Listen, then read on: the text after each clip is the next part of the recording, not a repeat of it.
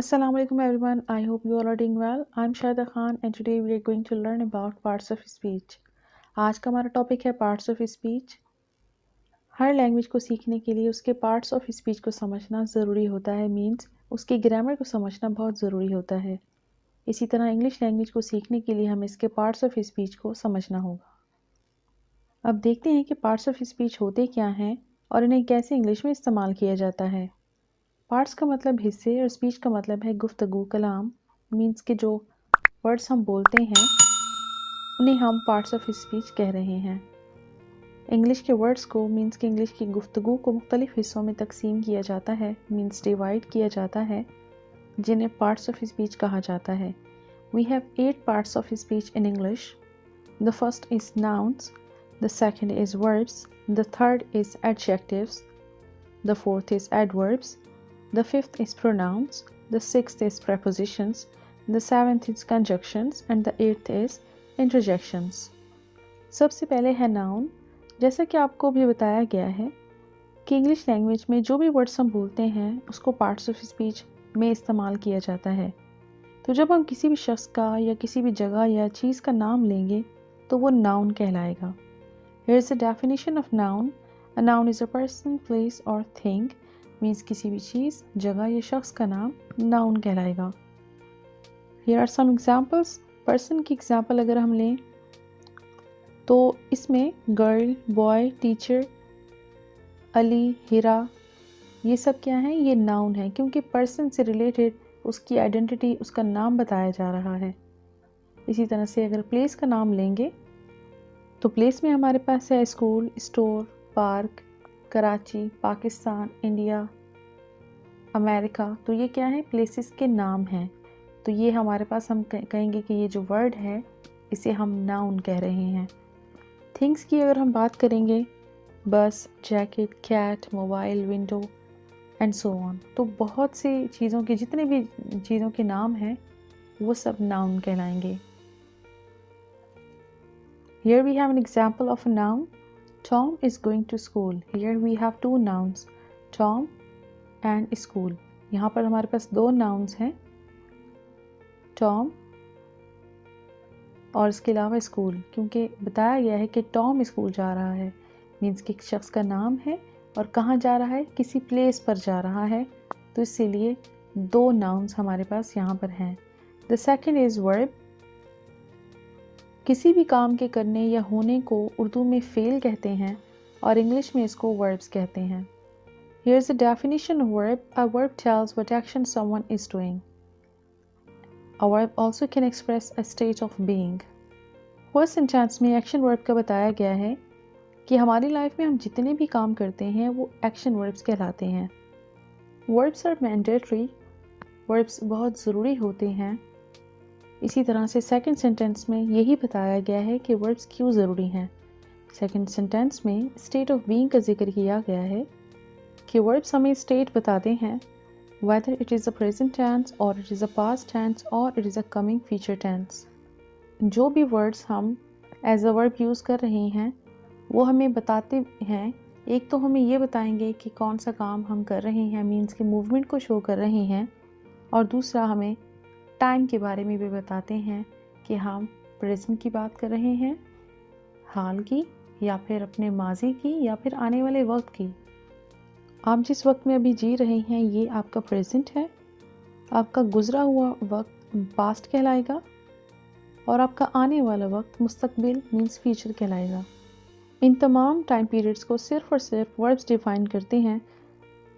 So we have 2 types of verbs, action verbs and static verbs, जिसे हम state of being का भी नाम दे रहे हैं, which define when and where the action taking place or it's happening. Let's have some examples of verbs. Action verbs are run, jump, think, go, walk, eat and so on. And state of being means कोई ऐसा word, कोई ऐसा verb या तो present का बता रहा है या फिर पास्ट या फिर फ्यूचर का बता रहा है, जैसे एम। इसी तरह से हमारे पास इस और आर भी होते हैं प्रेजेंट के हेल्पिंग वर्ब्स। और अगर हम पास्ट की बात करेंगे तो हमारे पास was and were helping verbs होते हैं। इन्हें हम बी वर्ड्स भी कहते हैं और हेल्पिंग वर्ड्स भी कहते हैं, स्टैटिक वर्ड्स भी कहते हैं, इज़ एम आर या फिर वॉज वर्ड को। और एक्शन वर्ब्स किन्हें कहते हैं? जिनमें कोई मूवमेंट हो रही होती है, run, jump, go, eat, walk, ये सब एक्शन वर्ब्स हैं। Let's do example in a sentence. He skipped to class, उसने क्लास छोड़ दी। Here skipped is a verb. इसी तरह अगर मैं कहूँ आई एम अ टीचर, तो यहाँ एम शो कर रहा है कि मैं प्रेजेंट की बात कर रही हूँ। अगर मैं कहूँ आई वॉज अ टीचर, तो ये पास्ट का टाइम होगा कि मैं पास्ट की बात कर रही हूँ, आई वॉज अ टीचर, तो एम की जगह पर मैंने वॉज लगाया, तो बिल्कुल शो हो रहा है कि मैं पहले प्रेजेंट की बात कर रही थी तो मैंने एम लगाया। इसी तरह से पास्ट की जब बात करूँगी तो वॉज लगाऊंगी। अगर यहाँ पर दे आर टीचर्स होगा तो दे वर टीचर्स होगा, क्योंकि आर को पास्ट में वर्क के रिप्लेसमेंट में यूज़ किया जाता है। मीन्स कि आर प्रेजेंट का है और अगर हमने पास्ट में इसको इस्तेमाल करना है तो वर इस्तेमाल करेंगे। नेक्स्ट हमारे पास एडजेक्टिव है। An adjective describes a noun और अ प्रोनाउन। ये एक ऐसा वर्ड कहलाता है कि ये किसी भी नाउन मतलब किसी भी शख्स, जगह या चीज़ को मज़ीद एक्सप्लेन करता है। दैट व्हाट काइंड, वो कैसा है, वो हैप्पी है, ब्रेव मीन्स बहादुर है, या फिर एक्साइटेड है मीन्स पुरजोश है।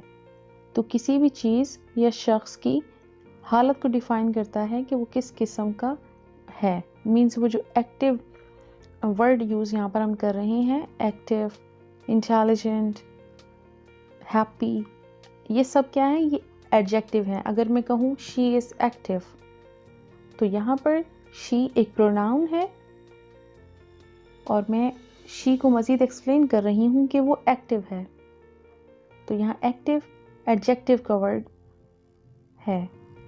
एडजेक्टिव हमें क्वांटिटी भी बताता है। मीन्स कि जिस चीज़, शख्स या जगह का हम जिक्र कर रहे हैं वो कितनी तादाद में है। 3 मीन्स 3 हैं, 2 हैं, 1 है। मोर मीन्स ज़्यादा है, या फिर लेस मतलब कम है। Which one means this, that, those, this, ये भी एडजेक्टिव्स की कैटेगरी में आते हैं।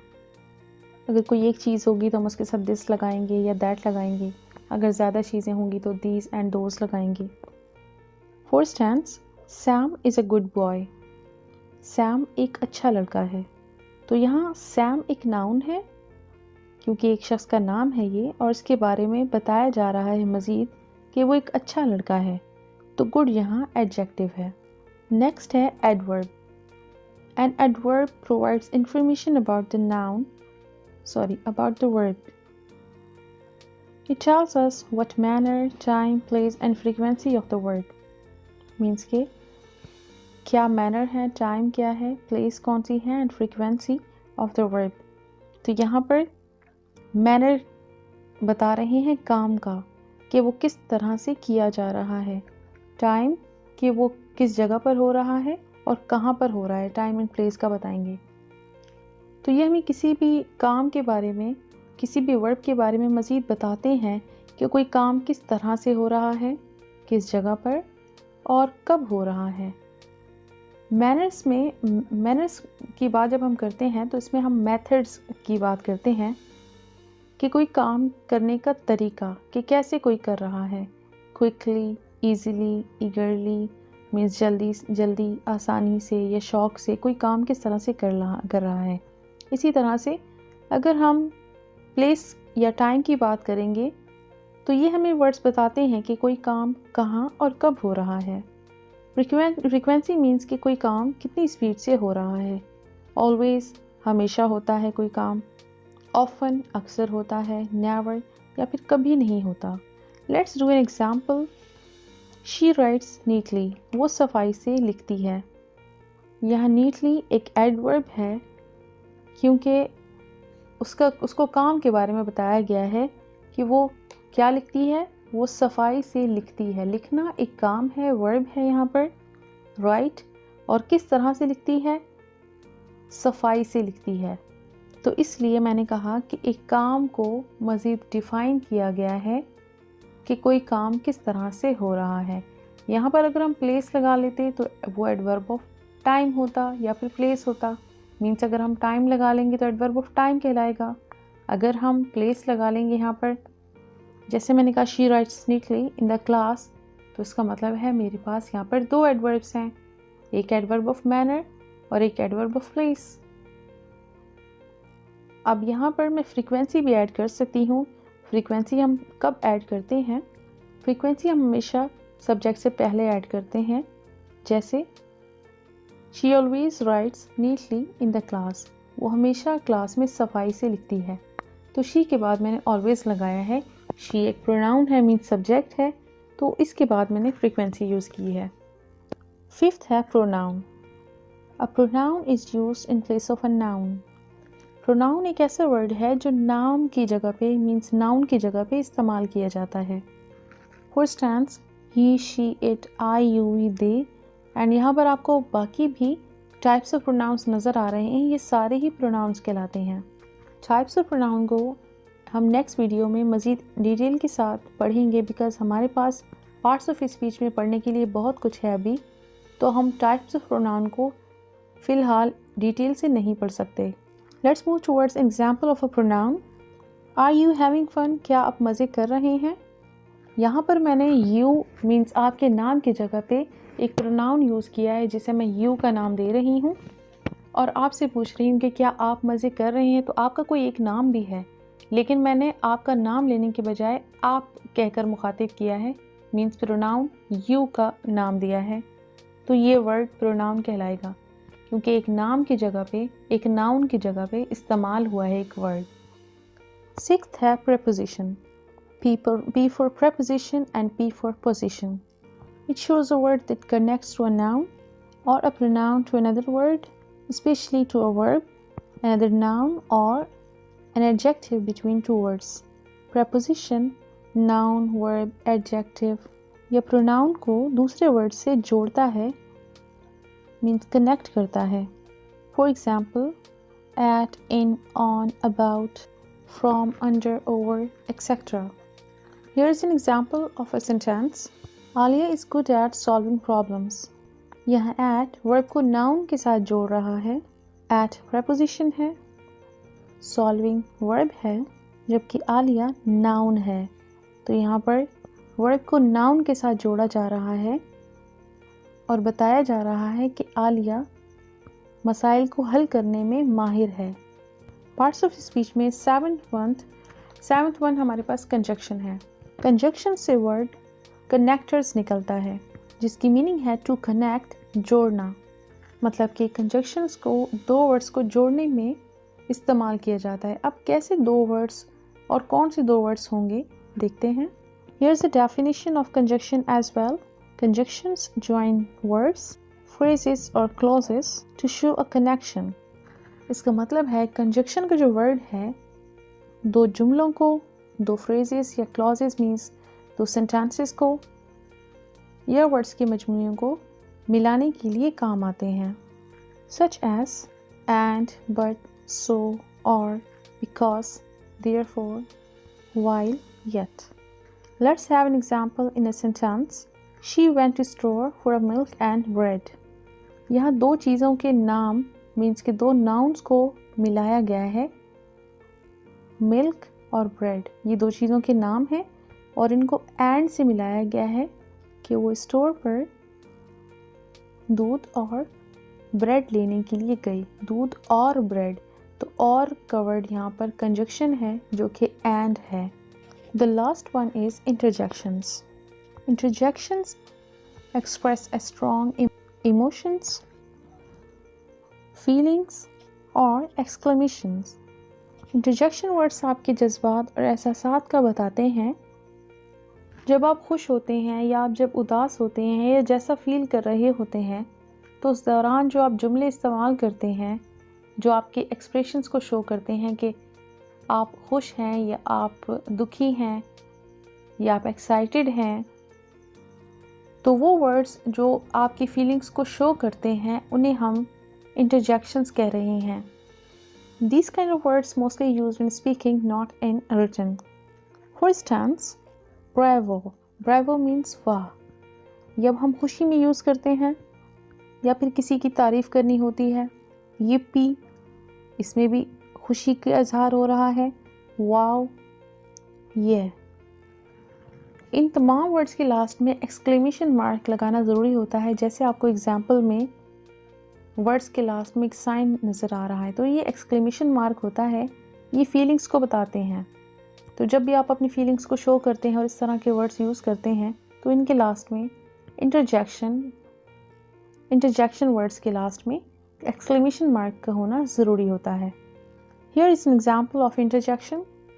Oops, I hit the wrong button. ओफो, मैंने गलत बटन दबा दिया. अब ये गलती पर कहा जा रहा है कि मुझसे गलती हुई कि मैंने गलत बटन दबा दिया. तो यहाँ ओप्स जो है शो कर रहा है कि वो गिल्टी फील कर रही है कि उसने ये गलती की है. तो ओप्स यहाँ पर गिल्टी फीलिंग्स में आ रहा है. अब हम मिलते हैं मिस्टर आइवन से. यहाँ तक हमने पार्ट्स ऑफ स्पीच को पढ़ लिया है, इसीलिए अब हम मिस्टर आइवन से मिल रहे हैं. ये है मिस्टर आइवन और ये हमेशा कैप पहनते हैं. He is mister Ivan and he always wears cap. Basically picture में जो आपको इनके सर पे टोपी सी नज़र आ रही है, इसे हम हैट कहते हैं. लेकिन क्योंकि हमने एक फार्मूला की वे में इसको याद करना है, तो आप इसे कैप का नाम दे सकते हैं.